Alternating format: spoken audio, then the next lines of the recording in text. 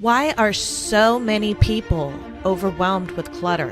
Disorganization is causing shame, suffering, friendships, time, money. People just like you wondering where and how to create an organized lifestyle. This podcast offers expert tips and solutions for your clutter obstacles. My name is Rachel Seavey, and this is the Organized Podcast. Hey, collectors. Welcome to the Organized Podcast. I'm your host, professional organizer, Rachel Seavey. And today we're talking about letting go of emotional clutter. In our last episode, we talked about the practical side of decluttering, having a plan, knowing where things go, making space in your schedule. But today we're going a little bit deeper because sometimes the hardest clutter to clear out isn't physical, it's emotional. If you've ever held on to something because it reminds you of someone, or because maybe you might need it someday, or maybe it costs you a lot of money, this episode's for you. So let's talk about how to let go without guilt. First, I just want to say that emotional clutter is really hard to let go. It's not just a sweater. It's the sweater your grandmother made for you, and she's no longer with us. It's not just an old college textbook. It's proof that really you once worked super hard to get your degree. It could be something you spent maybe a little too much money on and didn't or barely used it. And now the guilt of getting rid of it seems worse than keeping it somehow. So these things carry stories, and the stories are powerful, but the truth, your memories aren't in the object. Your memories are inside. They're in you. Letting go of the thing doesn't mean you're letting go of that person. You're not letting go of your grandmother. You're not letting go of that effort or the experience. So I'm going to give you some tools on how you let go like a pro. Tip number one, take a photo. This is such a great tip. It really helps a lot of our clients. If something holds a sentimental value, but it no longer serves a purpose, take a picture. A digital memory will take up zero physical space, and it really lets you still honor the moment. Whether or not you go back to the picture, it's on you. But you know you have it, and it's a lot easier to let go of that item. Tip number two is create a memory box for your memorabilia instead of having it all loose and around and here and there. But make it one with limits. Keep it a smaller size box. Designate just one box for photos, maybe one box for keepsakes, because once you know that it gets full, that you're going to have to whittle down some things again. Always try and keep things where you know how much space you have for them. So it doesn't really limit what creative things you want to keep. It's just telling you how much space you have for these items. So tip number three. This is a hard one. You're going to want to ask yourself some honest questions. Okay. Would I buy this item again today?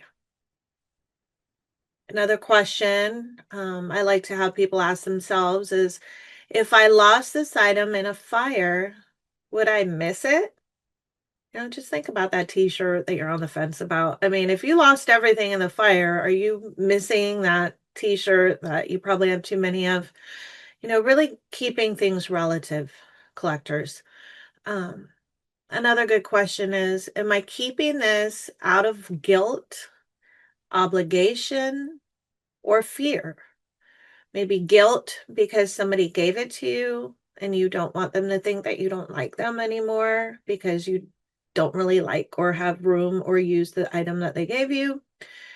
Obligation, maybe you feel like you should hold on to your ex-roommates, things that they left 16 years ago and you've never heard from them again. You might feel obligated to hang on to other people's items, or like maybe your kids will want that one day, or your hypothetical grandchildren or your grandchildren might want that one day. So you're kind of holding on to it with obligation. Or fear.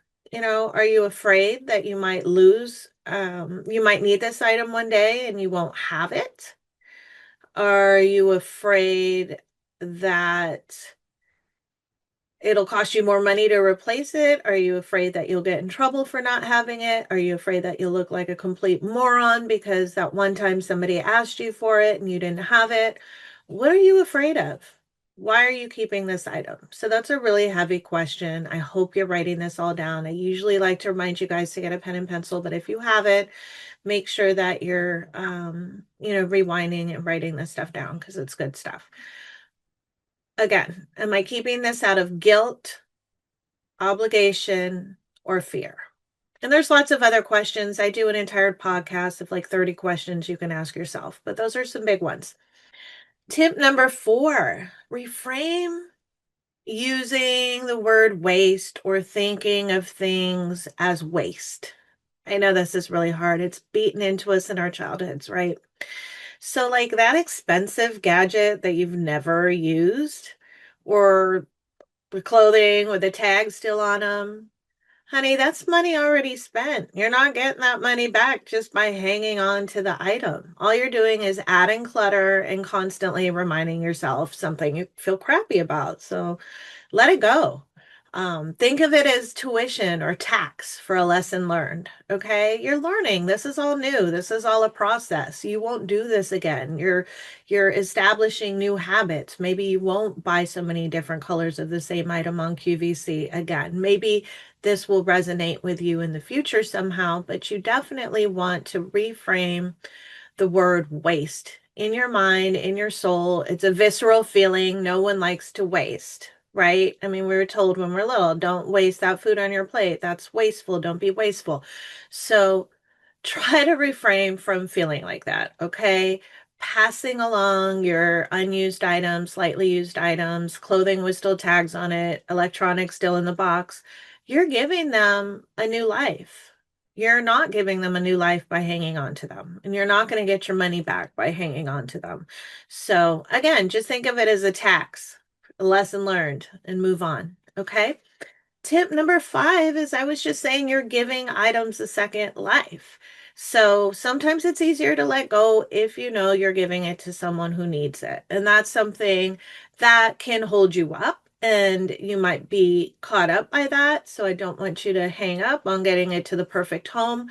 But just knowing that your item is going to be reused and not sitting in the landfill actually feels better, right? And so if that's something that's so important to you and you see it holding you back, you take that effort, gift it, pass it along, give it away for free. If, like I was saying in my episode last week, if you can't donate it, maybe you could free cycle it. Maybe you can get a textile recycling. I mean, give things a second life, give things a chance, and it'll be easier than just throwing things out in the trash. But also, again, I want to cover this with Varian.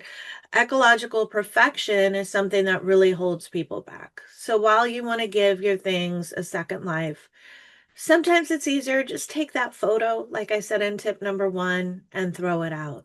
That way you still have the memory and now you have the space. Collectors, your worth is not in the things you own. It's not in how much you've held on to or how perfectly preserved every memory is. It's in you, collectors, your growth, your presence, your peace. Letting go of emotional clutter is hard. But, it's also really healing. It's a way of saying, I am ready to live in the now. I honor my past, but I'm not dragging every single piece of it with me. If today's episode stirred something in you, take a step, collectors. Pick one item, one object that you've been unsure about, and ask yourself, why am I really keeping this item? You don't have to purge everything overnight, but you can start today, and you deserve to live in a space that reflects who you are now, 2025, not who you used to be.